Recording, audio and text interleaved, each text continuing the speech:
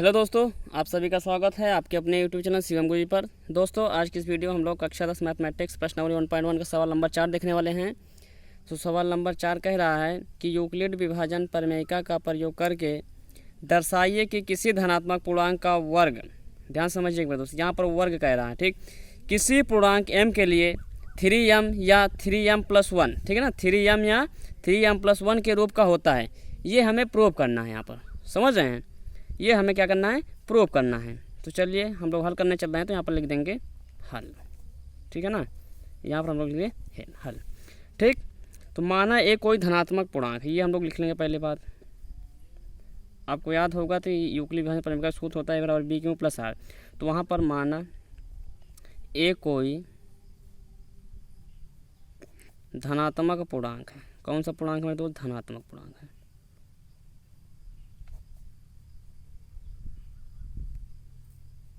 ठीक। माना ये कोई धनात्मक पूर्णांक है, इतना हम लोग लिखेंगे। अब आपको यूक्लिड विभाजन प्रमेयिका का सूत्र याद होगा, सूत्र लिख दे रहे हैं हम। यूक्लिड विभाजन प्रमेयिका से हमें हल करना है, तो लिख दे रहे हैं यूक्लिड विभाजन प्रमेय से, ठीक। तो प्रमेय, यूक्लिड विभाजन प्रमेय, तो इसका जो सूत्र होता है मेरे दोस्त, a बराबर b क्यू प्लस आर, समझ रहे हैं, a बराबर b क्यू प्लस आर। देखिए यहाँ अर्थात हम लोग यहाँ से लिख सकते हैं a आपका भाज्य है, क्या है मेरे दोस्त? भाज्य है, ठीक। a आपका भाज्य है और b आपका भाजक है, क्या है? b आपका भाजक है, क्यों आपका भागफल है और r आपका शेषफल है, ठीक। चलिए, तो भाज्य आपका बीच में रहेगा यहाँ पर, ठीक। भाजक क्या है? b, भागफल क्यों, शेषफल r। एक इसका मेथड होता है यूक्लिड विभाजन प्रमेय का कि जितना इसका भाजक होगा r का मान उससे एक हम लोग कम लेते हैं, ठीक। समझ रहे हैं? चलिए हम यहाँ से समझाते हैं आपको। देखिए यहाँ पर 3 दिया है, ठीक। तो 3 दिया है जब, तो यहाँ हम अगर 3 ले लेते हैं, यहाँ पर मान लीजिए यहाँ पर सपोज डेट 3 ले लिए, ठीक। चलिए b की जगह पर हमने 3 ले लिया, तो 3 से जो है हमने यहाँ बताया कि जितना इसका मान होगा भाजक, उसका एक r का मान उससे हम एक कम लेंगे, 0 1 2, ठीक। एक हमने कम लिया। चलिए अब हम लोग अपने सवाल को स्टेप बाय स्टेप सॉल्व करते हैं। तो इसको पहले हम लोग स्टेप फर्स्ट यानी केस 1 लिख लेते हैं, यहाँ पर केस फर्स्ट, ठीक, या चरण प्रथम लिख सकते हैं, कोई दिक्कत नहीं। चलिए, तो फार्मूला जो आपका बनेगा ये रहेगा 3q प्लस 1 r, ठीक, जहाँ पर r का मान आपका बदलता रहेगा। जैसे हम लोग यहाँ पर लेंगे केस फर्स्ट में, जब r बराबर क्या हो, मतलब पहले स्थिति में हम लोग r बराबर 0 लेंगे, ठीक। तो लिखेंगे a बराबर, यहाँ भी a बराबर रहेगा, तो 3q, तो 3q, अब r का मान हम कितना लेंगे? पहले स्थिति में हम लोग 0 लेंगे, ठीक। अब a बराबर कितना आ गया? 3q आ गया। आप लोग हमने सवाल पढ़ा तो बताया था इसमें वर्ग करके निकालना है, ठीक। अभी इसका आंसर नहीं है। देखिए अब वर्ग करने पर, क्या करने पर? वर्ग करने पर, वर्ग करने पर, ठीक। वर्ग करने पर इनका वर्ग कर दीजिए, a स्क्वायर बराबर 3q का स्क्वायर आपका हो जाएगा, ठीक। तो a स्क्वायर बराबर 3 त्रिक का 9 q का स्क्वायर। चलिए, तो a स्क्वायर बराबर इसका खंड कर दीजिए 3q का स्क्वायर, 3 गुणे 3q का स्क्वायर। मान लिया, माना 3q स्क्वायर बराबर m, कितना माना? 3q स्क्वायर बराबर हमने मान लिया m, मान लिया, ठीक।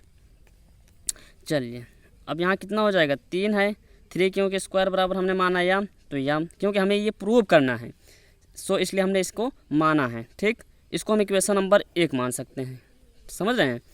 चलिए अब केस 2 की ओर हम लोग बढ़ते हैं, केस 2 यानी चरण द्वितीय। चलिए, जब r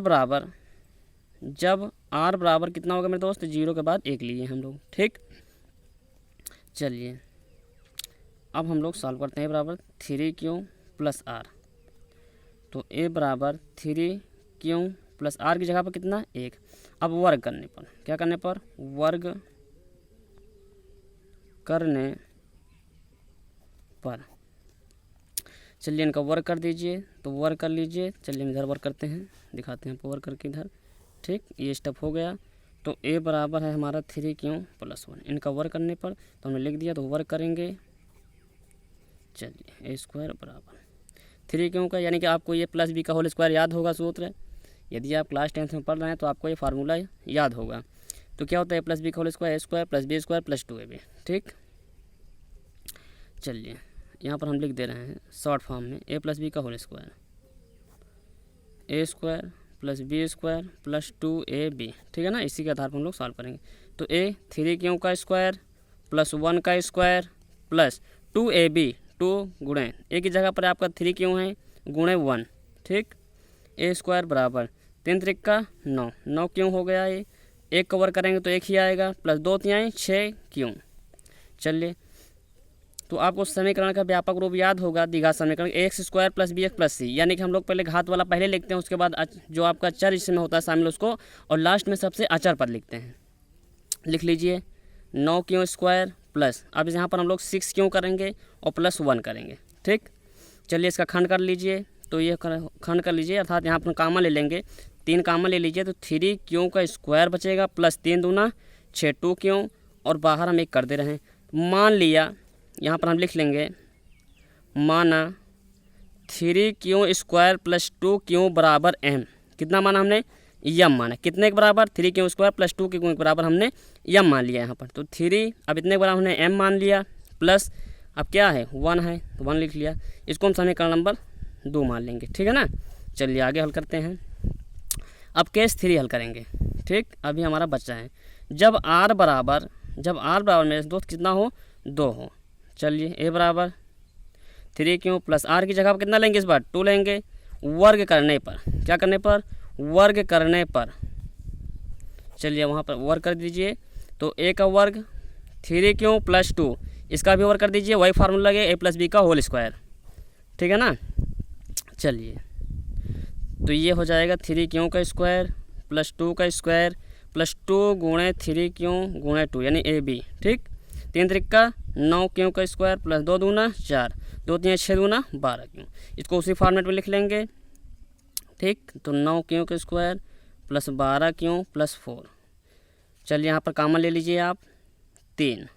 ठीक, तो 3 क्यों का स्क्वायर प्लस 3 चौक 12 4 क्यों प्लस यहाँ पर एक बार जाएगा और एक बाहर आ जाएगा, 3 एकम 3 एक बच गया, तो इतने के बराबर दोस्त हमने मान लिया m। ठीक, इतने के बराबर हमने m मान लिया, तो 3m प्लस 1, इसको भी समीकरण नंबर 3 मान लेंगे।